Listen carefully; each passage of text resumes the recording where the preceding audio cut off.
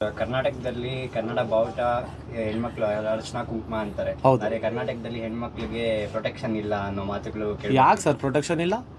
ಯಾಕೆ ಪ್ರೊಟೆಕ್ಷನ್ ಇಲ್ಲ ಸರ್? ಅದೆಲ್ಲ ಸುಳ್ಳು. ಪ್ರೊಟೆಕ್ಷನ್ ಇಲ್ಲ ಅಂತ ಯಾರು ಹೇಳಿದ್ದು? ಇವಾಗ ಆ ಥರ ಏನಾದರೂ ಹೆಣ್ಮಕ್ಳಿಗೆ ಪ್ರಾಬ್ಲಮ್ ಆಯಿತು ಅಂದ್ರೆ ನಾನೇ ನಿಂತ್ಕೊಂಡಿಲ್ವಾ? ಯಾಕೆ ಎಸ್ ನನ್ನ ಪೋಸ್ಟ್ಗಳು ನೋಡ್ತಾ ಇಲ್ವಾ ನೀವು ಇನ್ಸ್ಟಾಗ್ರಾಮಲ್ಲೆಲ್ಲ? ಆ ಥರ ದೊಡ್ಡ ದೊಡ್ಡ ವಿಷಯಗಳ ಬಗ್ಗೆ ನಾನೇ ಮಾತಾಡ್ತಾ ಇದ್ದೀನಿ. ಎಷ್ಟೋ ಜನ ಮಾತಾಡಿಲ್ಲ, ನಾನು ಮಾತಾಡ್ತಾ ಇಲ್ವಾ? ಯಾಕಿಲ್ಲ? ಬಂದು ಮಾತಾಡಬೇಕು ಅಂದಾಗ ಮಾತಾಡ್ಬೋದು. ಇವಾಗ ನಾನು ಒಂದು ವಿಷಯ ಮಾತಾಡ್ತೀನಿ, ಅದನ್ನು ನೀವು ಟಿ ವಿಲಿ ಹಾಕ್ತೀರಾ? ಹಾಕೋಕ್ಕಾಗತ್ತಾ? ನಿಮಗೂ ಭಯಗಳಿದೆ. ಯಾಕೆ ಹೇಳಿ?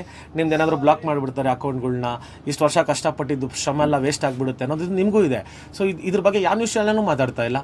ಯಾಕೆ ಎಂತೆಂಥವ್ರು ಇವಾಗ ಬಂದು ಸುಮ್ಮನೆ ಕಿತ್ತೋದು ಪಬ್ಲಿಸಿಟಿ ಸ್ಟಂಟ್ಗಳು ಕೊಡ್ತಾರಲ್ಲ ಸ್ವಲ್ಪ ಜನ, ಅವ್ರಿಗೆ ಮಾತಾಡೋಕೆ ಹೇಳ್ರಿ ಈ ವಿಷಯದ ಬಗ್ಗೆ. ಯಾಕೆ ತಾಕತ್ತಿಲ್ವಂತವ್ರಿಗೆ? ಬೇರೆ ವಿಷಯದ ಬಗ್ಗೆ ಎಲ್ಲ ಮಾತಾಡ್ತವ್ರೆ, ಬೇರೆ ಆ್ಯಕ್ಟರ್ಗಳು ವಿಗ್ ಬಗ್ಗೆ ಎಲ್ಲ ಮಾತಾಡ್ತವ್ರೆ ಅಸಹ್ಯಕ್ಕೆ. ಈ ವಿಷಯದ ಬಗ್ಗೆ ಮಾತಾಡೋಕೆ ಹೇಳ್ರಿ. ತಾಕತ್ತಿದ್ರೆ ಇದೇ ಅವ್ರಿಗೆ ತಾಕತ್ತು.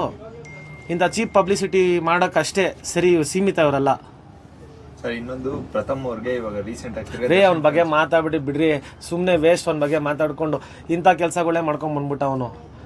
ಬಿಗ್ ಬಾಸಿಂದನೂ ನಾವು ನೋಡ್ಕೊಂಬಂದಿದ್ದೀವಿ. ಅವ್ನು ಬಿಗ್ ಬಾಸ್ಗೆ ಹೋಗೋಕ್ಕಿಂತ ಮುಂಚೆ ಅಕುಲ್ ಬ್ರೋನೇ ಕಳಿಸಿದವನ್ನ ಬಿಗ್ ಬಾಸ್ಗೆ. ಅಕುಲ್ ಬ್ರೋನೇ ಕಳಿಸಿದವನ್ನ ಅವಾಗಿಂದ ನೋಡ್ಕೊಂಬರ್ತಾಯಿದ್ದೀವಿ ಅವ್ನ ಕತೆಗಳು. ಬರೀ ಇಂಥ ಪಬ್ಲಿಸಿಟಿಗಳಿಗೆ ನಿಂತ್ಕೊಂಡು ಇಂಥ ಪಬ್ಲಿಸಿಟಿ ಮಾಡಿದ್ರೆ ಎತ್ತಿದ ಕೈ ಉಪವಾಸ ಬಿಟ್ಟವನಂತೆ. ಇವಾಗ ಮನೆಗೆ ಹೋಗ್ತಾನಂತೆ, ವಾಪಸ್ ತಿನ್ಕೊಂಡು ವಾಪಸ್ ಬರ್ತಾನಂತ. ಸಿನಿಮಾ ಮಾಡಲ್ಲ ಅಂತ ಹೇಳಿದ್ರು. ಹಾಂ, ಸಿನಿಮಾ ಮಾಡಲ್ಲ ಮನೇಲಿ, ದಯವಿಟ್ಟು ಮಾಡಬೇಡ ಅಂತೇಳಿ ಮನೆಗೆ ಹೋಗಿ ಕೇಳಿ. ಪರವಾಗಿಲ್ಲ, ಏನು ಯಾರು ನೋಡಲ್ಲ ಸುಮ್ಮನೆ. ಅಲ್ಲ ರೀ, ಬೇಜಾರಾಗತ್ತೆ ರೀ. ಏನು ರೀ ಇವಾಗ ಹೆಂಗೆ ಮಾತಾಡಬೇಕು ಒಬ್ಬರು ನಟರ ಬಗ್ಗೆ ಅಂತಾರೆ, ಆ ಥರ ಮಾತಾಡಬೇಕು. ವಿಗ್ ಹಾಕ್ಕೊಂಡವ್ರೆ, ಅವ್ರದ್ದೇನು ಕಿತ್ಕೊಳಕ್ಕಾಗತ್ತೆ? ನಾನು ದಾಡಿ ಬಿಟ್ಟಿಲ್ಲ, ಅದು ಕಿತ್ತಾಕಾಗತ್ತಾ, ಇದು ಕಿತ್ತಾಕಾಗತ್ತಾ? ಅವ್ರು ಹೇಳಿ ಮಾಡಿಸ್ತವ್ರಂತ. I saw clear statement. ಅವ್ರು ಹೇಳಿ ಮಾಡಿಸ್ತವ್ರೆ, ಅವರೇ ಇದರಿಂದ ನಿಂತವ್ರೆ. ಅವ್ನಿಗೆ ಯೋಗ್ಯತೆ ಇದೆಯಾ ದೊಡ್ಡ ನಟ ಆಗೋಕ್ಕೆ?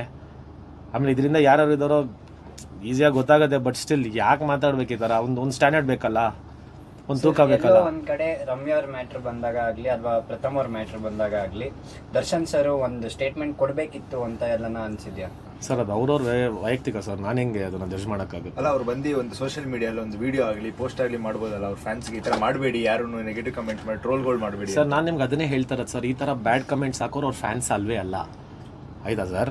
ಈ ಥರ ಬ್ಯಾಡ್ ಕಮೆಂಟ್ಸ್ ಹಾಕಿ ಈ ಥರ ನಮ್ಮ ಬಾಸು ಯಾಕೆ ಅವ್ರಿಗೆ ಆಪೋಸಿಟ್ ಇರೋರೇ ಮಾಡ್ತಿರ್ಬೋದು ಇದನ್ನು, ರೈಟ್? ಯಾಕೆ ಇವಾಗ ಪ್ರಥಮ್ ಇಷ್ಟ ಇಲ್ದಿರೋರೇ ಮಾಡ್ತಿರ್ಬೋದು, ಇವಾಗ ರಮ್ಯಾ ಅವ್ರು ಇಷ್ಟ ಇಲ್ದಿರೋರೇ ಮಾಡ್ತಿರ್ಬೋದು. ನನಗೆ ಪರ್ಸನಲಿ ಪ್ರಥಮ್ ಇಷ್ಟ ಇಲ್ಲ, ಹಂಗಂತ ನಾನು ಕಮೆಂಟ್ ಆಗೋಕ್ಕಾಗತ್ತಾ? ನಾನು ಆಮೇಲೆ ಆ ಲೆವೆಲ್ಗೆ ಇಳಿಯಲ್ಲ. ಸೊ ಹಂಗಿದ್ದಾಗ ಈ ಥರ ಕಮೆಂಟ್ಗಳೆಲ್ಲ ಹಾಕ್ಬೇಡಿ ದಯವಿಟ್ಟು. ಅದನ್ನೇ ನಾನು ಹೇಳ್ತಾ ಇರೋದು. ಈ ಥರ ಕಮೆಂಟ್ ಹಾಕಿ ನಾವೇನೋ ನಮ್ಮ ಪ್ರೇಮ ತೋರಿಸ್ತೀವಿ ದರ್ಶನ್ ಸರ್ಗೆ, ಇಲ್ಲ ನಮ್ಮ ಅಭಿಮಾನ ತೋರಿಸ್ತೀವಿ ಅಂದರೆ ಅದು ಮೂರ್ಖತನ ಅನಿಸುತ್ತೆ. ಈ ಥರ ಕಮೆಂಟ್ಸ್ ಹಾಕೋರು ಯಾರು ಅವ್ರ ಫ್ಯಾನ್ಸ್ ಅಲ್ವೇ ಅಲ್ಲ.